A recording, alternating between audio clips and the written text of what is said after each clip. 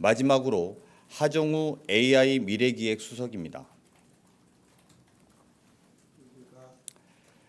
하정우 수석은 AI의 주권을 강조한 소버린 AI를 앞장서 제안하고 이끌고 있는 인사입니다. 국가가 기업을 지원하고 기업은 성과를 공유하는 AI 선순환 성장 전략을 강조한 AI 전문가이기도 합니다. 네이버 AI 혁신센터장으로서의 현장 경험이 국가 AI 정책으로 구현될 것으로 기대합니다. G7 정상회의를 하루 앞두고 대통령실의 안보실 구성이 완료되었습니다. 이재명 대통령은 G7을 계기로 대한민국의 민주주의, 정상외교, 경제통상협상의 복원이 시작됐다라고 말씀하셨습니다. 아울러 AI 3대 강국 진입이라는 목표를 재확인하면서 현장을 가장 잘 아는 민간 전문가에게 권한과 책임을 맡겨 AI 국가 경쟁력을 빠르게 향상시켜야 한다고 강조했습니다. 이상입니다.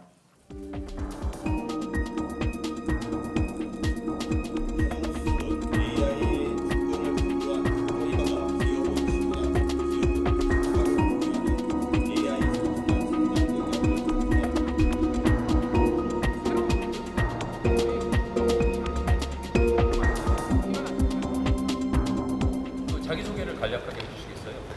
네, 전 네이버 클라우드에서 AI 중장기 선행 연구 그리고 글로벌 생태계 전략 이 부분을 담당하고 있는 AI 이노베이션 센터 하정우라고 합니다. 네, 지난 20년 동안 어떤 사람들이 정보를 생산하고 공유하고 확산하는 데 있어서 가장 기반이 되는 시스템은 당연히 인터넷이었고 그 위에서 검색 시스템이었다고 생각을 해요. 근데 이런 생성형 AI, 특히 챗GPT나 바드를 중심으로 한 이런 어떤 글을 굉장히 잘 쓰는 AI가 출현을 하면서 이게 약간 그 기조가 조금씩 바뀌어가는 것 같아요. 이제 검색과 AI가 이제 하나로 합해지는 느낌이에요. 그래서 정보 자체가 생산되고 유통되는 어떤 전체 패러다임이 조금 시프트가 일어나고 있는 것 같은데 사용자들 입장에서는 굉장히 새로운 혁신적인 어떤 사용성이 생기는 거지만 데이터 관점에서 보면은 이 초거대 대화형 AI로 모든 데이터들이 직결이 된다는 얘기고요. 대화 데이터, 그 대화를 기반으로 LV에 실행한 데이터들, 이 데이터들이 모두 만약에 이 초거대 AI 플랫폼이 에코시스템의 핵심이 외국 클라우드 기업에 가 있다 그러면 그 모든 데이터들이 외국 클라우드에다 저장이 될 수밖에 없다라는 얘기예요. 블랙홀처럼 빨아들이게 되겠죠. 그렇게 되면서 당연히 우리가 지켜야 되는 데이터 주권 문제도 상당히 많은 위협을 받을 수 있게 될 것 같고, 또한 결국 현존 AI의 가장 핵심적인 요소 중에 하나는 데이터입니다. 이 데이터들이 한쪽으로 쏠려가게 된다는 얘기는 기술 격차로 당연히 이어질 수밖에 없을 거고 자연스럽게 AI 기술 종속으로 이어질 수밖에 없는 이런 흐름을 타고 갈 수밖에 없는 거죠. 그래서 과거의 어떤 디지털 주권, 데이터 주권이 자연스럽게 AI 주권으로 이어질 수밖에 없는 상황이라고 보시면 될 것 같습니다. 결국은 규모의 싸움으로 흘러가게 되는데, 그러면 글로벌 빅테크 기업들, 중국은 중국 정부에서 막강한 투자를 도와주는 또 큰 기업들과의 경쟁을 해야 되는 상황입니다. 다행히 우리나라는 지금 초거대 AI 분야에 한정하면은 전 세계 2, 3등은 해요. 그냥 미국이 1등, 뭐 오픈 AI 구글 중심으로 저만큼 달리고 있고, 중국이랑 우리나라 정도만 초거대 AI 생태계가 만들어져 있어요. 근데 지금은 초창기거든요. 그럼 앞으로도 계속 2, 3등을 할 수 있어야 되는데 그걸 어떻게 유지를 할 거냐? 결국 국내에 있는 기업들 각각이 혼자만의 힘으로 뭐 구글 오픈 AI와 대항한다? 쉽지 않겠죠. 그렇다고 한다면 사실은 국가 단위로 뭔가 힘을 합쳐야 되는 부분이 되는 것 같거든요. 사실 지금 이제 초거대 AI는 기업 대 기업의 싸움이 아니라 거의 국가 대 국가 싸움으로 흘러가고 있는 것 같아요. 미국이 중국에 최고급 GPU 수출 안 하는 것도 거의 같은 맥락으로 봐야 되거든요.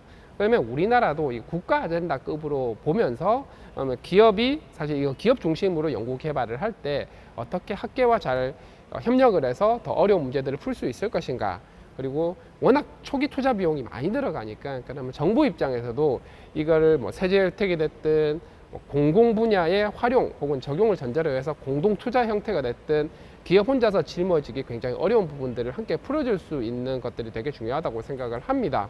그게 기술적인 관점이고요. 두 번째는 어차피 AI는 이제는 어떤 특정 기술 수준을 넘어가지고 인프라 기술화 그리고 아예 비즈니스랑 굉장히 밀접하게 빠른 텀으로 돌고 있거든요. 지금 뭐 마이크로소프트도 그렇고 오픈 AI도 그렇고 구글도 그렇고 굉장히 빠른 시간 내에 이 기술들을 비즈니스화를 하고 있어요. 이 얘기는 기술이 비즈니스로 이어질 때 이 비즈니스를 얼마나 성공적으로 잘 만들어낼 수 있느냐 관건입니다. 이 부분에 있어서 샘 알트만도 6월 9일 날 들어와서 여러 가지 얘기를 많이 하고 갔지만 그 중에 하나가 우리도 아직 킬러 어플리케이션을 찾아내지는 못했다라고 얘기를 했어요. 굉장히 투자를 많이 했음에도 불구하고 당연히 그럴 겁니다. 초창기고 끼케야 뭐 1년도 아직 안 됐으니까요. 그 1년 동안에 뭔가 킬러 어플리케이션을 찾아내는 게 당연히 힘들었을 거고 그러면 이 초거대 생성 AI를 기반으로 누가 비즈니스 관점에서 킬러 어플리케이션을 빠르게 잘 만들어서 경쟁력을 키울 거냐 하는 숙제가 남아 있는 것 같고요. 물론 기술 개발은 당연히 다 같이 해야 되는 거지만 이 관점에서 뭔가 비즈니스 영역으로 갈 때 있어서 해당하는 비즈니스의 어떤 규제라든가 뭐 여러 가지 사례들이 있지 않습니까? 특히 그 방향의 어떤 레거시 산업이 있다라고 했을 때 뭐 어떤 충돌이 일어날 수도 있는 것들이고 이런 부분들을 어떻게 좀 스무드하게 상당히 좀 이렇게 연착륙을 할 수 있는 방향으로 확장될 수 있도록 하는 이런 것들도 좀 잘 챙겨봐야 되겠죠. 초거대 AI의 핵심은 사실 세 가지입니다. 인프라, 데이터, 사람이거든요. 다 자본과 연결되어 있고 데이터 같은 경우는 다행히 네이버 같은 경우는 지난 20년간 국내 검색 시장을 아마 세계에서 유일하게 지켜낸 걸로 알고 있습니다. 중국과 러시아는 논외지 않습니까? 전 세계 세 나라만 지키고 있으니까. 그러면 이 검색 시장을 지켜오면서 컨텐츠 플랫폼, 사용자 플랫폼이 만들어졌고 거기서 쌓이는 많은 양질의 데이터가 오늘날 초거대 AI를 있게 만들어 왔어요. 그래서 데이터를 얼마만큼 잘 확보할 수 있느냐가 첫 번째. 그리고 두 번째는 이제 인프라스트럭처입니다. 이 부분이 소위 말하는 AI 반도체와 관련된 부분들인데 지금 뭐 거의 엔비디아 거의 독점에 가깝죠. 거의 모든 회사들이 비슷한 상황입니다. 이 부분도 좀 긴 호흡으로 봐야 되는 것들이 있다. 당장은 엔비디아를 쓰지만 어쨌든 투자가 굉장히 많이 들어간다는 거고 세 번째는 인재입니다. 뭐 인재 양성 같은 것들은 정부에서 많이 해주시니까 뭐 그런 것들이 있는 것 같은데 그래서 당장 좀 단기적으로 보면은 인프라 투자 아까 공동 투자 말씀을 드렸는데 워낙 투자 비용이 많이 들고 꾸준한 투자가 필요하다 보니까 이 부분을 정부에서 지원을 해줄 수 있는 부분이 틀림없이 필요할 것 같습니다. 국가 아젠다니까요. 두 번째 데이터. 이 데이터란 게 각 기업에서 열심히 만들 수도 있지만 정부에서 좀 도와주셔야 되는 것들도 있어요. 가령 AI 허브 같은 경우는 뭐 지난 3, 4년간 데이터댐 정부 프로젝트 하면서 꽤나 많은 데이터들이 쌓여 있습니다.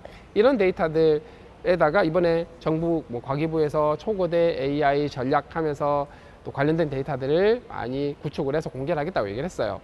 구축 공개까지는 좋은데 이걸 굉장히 전략적으로 해야 된다라는 부분입니다. 무슨 얘기냐면 잘 만들어서 데이터를 잘 공개를 했어요. 근데 그 데이터를 국내 기업이 써가지고 성장하는 거 당연히 의미가 있죠. 근데 그 데이터를 해외 기업도 쓴다고 생각을 한다. 그러면은 그 기업들이 오히려 해외 기업들의 어떤 강력한 무기가 돼서 다시 우리에게 부메랑으로 돌아올 가능성이 있습니다. 그래서 정부가 데이터 구축 공개를 할 때 이걸 굉장히 전략적으로 잘 해주시는 게 필요하다. 그래서 국내 기업에게는 성장을 위한 도움이 되지만 이것이 반대로 어떤 기술 종속으로 이어지지 않도록 하는 셋업이 굉장히 중요하다는 말씀을 드리고요. 인재 양성 측면에서도 좀 긴 호흡으로 바라봐야 될 것 같아요. 그때그때 필요한 과를 만든다 이런 것보다는 첫 번째는 일단 초거대 AI라는 게 기술적으로 일단 완전히 새로운 형태의 어떤 초거대 AI 혹은 한계점을 극복하기 위해서는 뛰어난 연구자들이 많이 필요하긴 합니다만 그거만큼 중요한 게 국내에 있는 많은 분들이 이 초거대 AI를 직접 써보면서 이 도구를 나의 생활에서의 문제 혹은 일하는 데서 적용을 해보면서 막 자기 걸로 체화를 해야 그게 능력이 되는 거거든요. 그리고 실제로 뭐 앞으로는 지금 현재 인터넷 없이 일 못하지 않습니까? 앞으로는 초거대 AI라는 도구를 쓰지 않고서는 상당히 많은 직군 내에서 일하는 생산성이 떨어질 거라 얘기를 하는데 그 능력이 높아지려면 당연히 많이 써봐야 되겠죠. 그걸 많이 써볼 수 있도록 정부에서 도와주셔야 됩니다. 소위 말하는 초거대 AI 리터러시죠. 이걸 뭐 대학 교육과정, 뭐 중고등 교육과정, 뭐 초등도 필요하면 해야 되는데 최근에 보니까 뉴욕시에서 원래는 공립학교에서 못 쓰겠었거든요. GPT가 아이들의 성장에 저해를 줄 수 있다 이러면서 1월 달에 못 쓰겠다가 정책을 바꿨어요. 5월 달에 취소라고. 이게 시대의 흐름이다. 괜히 못 쓰게 해서 아이들의 영향을 떨어뜨리기보다는 어떻게 좀 더 안전하게 쓰게 할 거고 어떻게 정확하게 쓰게 할 거고를 가르치는 게 낫겠다라고 완전히 정책을 바꿔버렸어요. 그럼 우리도 마찬가지. 아이들이 이 도구를 써서 본인의 능력화하는 이런 부분들을 정부가 많이 챙겨주셔야 될 것 같고, 뭐 고급 연구자들 같은 경우는 어차피 AI 대학원이나 이런 사업들이 있으니까 그런 것들을 조금 더 효과적으로 할 수 있도록 지원하는 이런 것들이 필요하겠죠. 이게 굉장히 규모가 많이 들어갑니다. 마이크로소프트가 아니죠. 오픈 AI가 최근에 투자받은 돈이 뭐 어마무시하지 않습니까? 그죠? 100억 달러도 추가 투자를 받았던가? 어쨌든 뭐 몇십조 단위로 계속 들어가고 있는데 그 부분은 뭐 우리도 비슷하게 될 것 같고요. 비슷하게 투자를 해야긴 해야 되는데 우리나라는 그 정도 사이즈는 안 나오니까 그래서 기본적으로 기본이 수천억에 뭐 조 단위로 가는 건 맞긴 합니다. 근데 그거를 1대1로 붙을 건 아닌 것 같고 얼마만큼 효과적으로 우리가 잘할 수 있는 분야에 좀 더 집중해서 잘할 거냐 이런 관점에서 바라봐야 될 것 같아요. 네. 이걸 뭐 구체적인 숫자를 더 말씀드리는 건 조금 어려움이 있을 것 같고. 네. 비보도를 전제로 예를 들어서 10조 이상이 필요하다라고 보나요? 우리나라에서 초보대 AI를 구축하는. 우리나라가 아니라 약간 입장료가 그 정도쯤 되는 것 같아요. 진짜 제대로 비즈니스까지 엮어서 생태계까지 제대로 다 구축을 하기 위해서는 이미 오픈 AI가 그 정도 투자를 받았잖아요. 오픈 AI가 지금 주력으로 하고 있는 게 그거니까 그게 어떤 그 참고가 되겠죠. 미국, 중국 그리고 우리나라, 유럽 중심으로 AI 개발 전쟁이 앞으로도 계속 이어질 것이라고 보여지는데 거기서 우리의 위치 또 우리가 해나가야 할 것은 무엇이라고 생각하나요?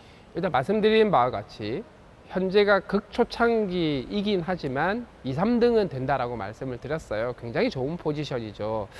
제가 볼 때 인터넷 초창기 이후로 이렇게 세상을 바꿔 나갈 기술 포지션에서 이렇게 순위가 좋았던 적이 없다고 기억을 하거든요. 근데 우리는 이제 인터넷 굉장히 좋은 위치에서 잘 살리진 못했죠. 근데 이번에 20년 만에 기회가 돌아왔는데 되게 잘 살리는 게 필요합니다.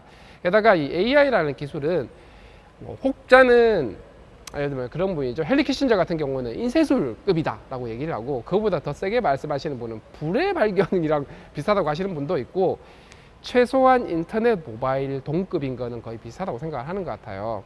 그러다 보니 이제 기본적으로 우리나라에 있는 많은 분들, 뭐 정부부터 시작해서 기업, 학교 그리고 국민들까지 이게 특정 뭐 네이버나 카카오나 뭐 LG나 KT 기업의 아젠다가 아니라 이거는 국가 단위의 아젠다라는 인식을 같이 하는 게 좀 필요할 것 같아요. 즉 거의 국가 대항전이라고 봐야 될 것 같거든요. 지난주인가 유엔에서 요즘 AI 안전에서 여러 가지 말들이 많이 나오지 않습니까? 유엔에서 여러 가지 AI 안전, 믿을 수 있는 AI, 그다음에 전반적인 AI 규제를 핵무기를 관리하듯이 관리하는 기구가 필요할 수도 있다라는 얘기가 흘러나왔어요. 유엔에서부터. 이 무슨 얘기냐면 정말 그 핵 관리하듯이 흘러가게 될 수도 있다는 얘기거든요.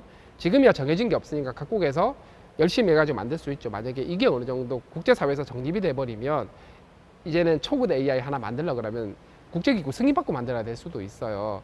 그러면 지금 시점에서의 핵 보유국들과 핵 보유하지 않은 나라들의 어떤 위상 같은 게 바로 눈에 보이지 않습니까? 앞으로는 초거대 AI를 보유한 나라와 보유하지 않은 나라의 위상 차이로 나뉘게 될 것 같고 사실 핵은 뭐 에너지와 뭐 군비 정도의 문제이기도 하고 전쟁이 일어나지 않는 이상은 별로 쓸 일이 없지만 AI는 그 자체가 모든 산업의 어떤 촉매 역할 혹은 근간 역할을 하기 때문에 전체 산업 경쟁력이랑 직결되는 부분일 것 같거든요. 왜냐? 최소한 모든 산업에서 다 문서 작업이란 걸 한단 말이죠. 이 문서 작업의 생산성을 엄청나게 올려놓을 수 있는 이 강력한 도구를 자체적으로 가지고 뭘 할 거냐 혹은 글로벌 테크 기업에 있는 걸 가지고 뭘 할 거냐의 차이입니다. 그런 것 때문에 오죽하면 골드만삭스에서 이게 글로벌 GDP 7% 성장을 견인한다는 얘기가 나오겠어요. 그 성장 기회를 우리가 잡긴 해야 되는데 그게 어떤 글로벌 규제의 틀에 갇히기 전에 최대한 경쟁력을 높여 놔야 한다는 거죠. 그래서 이거는 사실상 국가 아젠다다 혹은 뭐 거의 국가 전쟁 상황이다라고 봐야 될 것 같아요. 왜 전쟁 상황이다라고 제가 표현을 하냐면 구글이 지난 5월에 I/O에서 I/O 2023이죠. 연례 개발자 행사입니다. 바드를 업그레이드된 버전을 공개를 하면서 우리의 제1외국어는 한국어와 일본어입니다라고 얘기를 했어요. 한국어 시장을 공식적으로 굉장히 강력하게 드라이브를 걸겠다라는 얘기입니다. 이제 한국이 전쟁 각축장이 되게 생겼다는 얘기예요. 예전처럼 뭐 총칼로 싸우는 게 아니라 AI로 전쟁터가 발생할 수도 있다는 얘기입니다. 이미 상당히 그렇게 하고 있죠. 그리고 샘알트만을 방한하고 나서 한국어가 좀 느리고 비쌉니다 얘기를 했더니 우리가 그거 해결 방안을 마련하고 있다라고 얘기를 했어요. 진짜 그런 판으로 흘러가고 있거든요. 그러면은 AI라는 기술이 종속이 되면 안 되는 근간 기반 기술인 상황에서 그럼 우리가 국가 아젠다 관점에서 우리 자체의 경쟁력을 굉장히 높여놓는 게 중요하다. 근데 이거를 특정 기업만 할 수 있느냐? 할 수 있을 리가 없죠. 사이즈 차이가 있는데 그러면 정부, 기업, 학교, 각 국민들이 같이 움직일 수 있는 거를 좀 고민을 같이 하고 실행도 같이 해야 된다라고 생각을 하고 있어요. 지금보다 훨씬 더 심각하게 이 문제를 바라보고 대응을 해야 된다고 생각을 하고요. 하면은 지금 국제사회에서 여러 가지 EU 같은 경우는 EU 스스로를 보호하기 위해서 AI 법안을 굉장히 강하게 만들어 놨죠. 글로벌 테크 기업이 없으니까. 미국은 처음에 플랫폼 기업들 규제한다고 했다가 판이 바뀌게 되면서 규제를 하긴 하되 혁신을 방해하지 않는 선으로 상당히 많이 회귀를 했어요. 우리는 2, 3등쯤 되니까 이 능력, 우리의 경쟁력을 향상시킬 수 있는 방향으로 뭐 제도를 만들거나 진흥법을 만들거나 규제를 한다 그래도 물론 악용하고 이러면 안 되니까 그런 그 어떤 혁신과 발전을 가정한 어떤 법제도 같은 것들을 만드는 게 중요하고 기업은 기업대로 당연히 사활을 걸어서 열심히 해야죠. 그건 완전히 경쟁의 문제니까. 그리고 학계도 마찬가지 아예 초거대 AI 시대가 와서 우리가 연구할 주제가 없네 이렇게 생각할 게 아니라 기업이랑 훨씬 더 붙어가지고 어떤 문제를 같이 풀어서 국가의 어떤 AI 경쟁력을 올려놓을까를 좀 더 밀접하게 논의를 해야 된다고 생각을 하고 그러면은 어쨌든 기업과 학교가 같이 뭘 하려면은 이 또한 투자가 많이 들어가는 부분 아닙니까? 그러면 지금 현재 전체적인 어떤 경제 상황이 그렇게 좋은 편도 아니고 각 기업 입장에서 또 부담스러울 수도 있어요. 이런 것들을 활성화하기 위해서 정부에서 그러면은 기업이 학교랑 공동 투자를 하는데 정부도 같이 투자를 할 수도 있죠. 뭐 이렇게 좀 더 파격적인 게 좀 필요할 것 같고요. 이제 국민 여러분들도 마찬가지 이게 나의 능력이랑 직결되는 부분이라 생각을 해서 훨씬 더 많이 써보면서 나의 일상생활 그리고 나의 일하는데 많이 써보는 것 그리고 아이들한테도 오히려 이게 올바르게 쓰는 법들을 조금 더 가르치는 그러니까 그냥 써라고 하면 안 됩니다. 이게 우리 또 인터넷 초창기에 보면은 막 써라 했다가 되게 부작용도 많이 생겼는데 어떻게 해야 올바르게 효과적으로 안전하게 쓰는지를 어렸을 때부터 잘 가르치는 게 필요하다. 이런 것들을 전체 어떤 전략을 짜고 전체 로드맵을 같이 그리고 좀 효율적으로 효과적으로 하는 것들을 만들어야 되는 시기가 아닌가 싶습니다. 위험성이란 게 약간 추상적으로 설명이 되고 있다. 조금 너무 추상적인 레벨에서 위험성을 얘기할 건 아닌 것 같고 사실 AI가 뭐 1, 2년 전에 갑자기 뚝 떨어진 것도 아니고 굉장히 오랜 시간 동안 축적되어 온 기술이 이제서야 발현되는 거다 보니 위험성을 얘기를 할 때 오히려 좀 더 현실적인 예를 들면은 페이크 뉴스를 만들기 위해서 악의를 가지고 사용하는 사람들을 어떻게 막을 거냐 이거는 문제가 되죠. 문제가 되는 거니까 차라리 이런 현실적으로 그다음에 살상무기에 적용됨에 있어서 어떤 정책을 취할 것인가 이거는 현실적인 문제거든요. 칼이랑 똑같아요. 칼이 요리사가 쓰면은 최고 요리를 만드는 데 사용이 되지만 범죄자가 들고 이렇게 하면은 어떤 사건 사고가 나지 않습니까? 그러면은 사건 사고가 난다고 칼을 못 쓰게 한다? 이거 되게 웃긴 얘기거든요. 기여할 수 있는 부분을 더 잘 기여하게 하면서 악용하는 사례를 잘 막는 것. 물론 기본적으로 만들 때 사람을 해치지 않을 수 있는 여러 가지 안전장치를 함께 만드는 것들은 기업이다 학교에서 연구를 하긴 해야 되겠지만 이런 가능성이 있기 때문에 쓰지 말자의 논의로 흐르는 것은 사실 생산적인 논의는 아니다. 저는 개인적으로 그렇게 생각을 합니다. 앞으로 우리나라의 어떤 새로운 성장 엔진 동력이 될 가능성이 굉장히 높거든요. 그래서 제가 계속 말씀드리는 게 이거 이제 국가 경쟁력, 국가 아젠다라고 생각을 하고 우리가 어떻게 이걸 잘 만들고 잘 활용해서 우리의 기회로 만들 거냐 관점에서 봐야 될 것 같고 또 사실 3, 4년 전까지만 해도 AI는 모든 세계의 연구자들이 함께 고민해서 함께 만들어가는 기술 체제였습니다. 자기가 남이 연구 개발한 거를 소스 코드를 그대로 가지고 오고 논문 그대로 가져와서 그 위에 자기 아이디어를 얹고 해서 좀 더 개선된 걸 다시 공개하고, 이 덕분에 말도 안 되는 속도로 발전을 해왔거든요. 그 어떤 과학기술 분야보다. 근데 이게 바뀌었어요. 오픈 AI도 기술 디테일을 공개를 하지 않고 있고, 구글도 그에 맞춰서 기술 공개를 하고 있지 않습니다.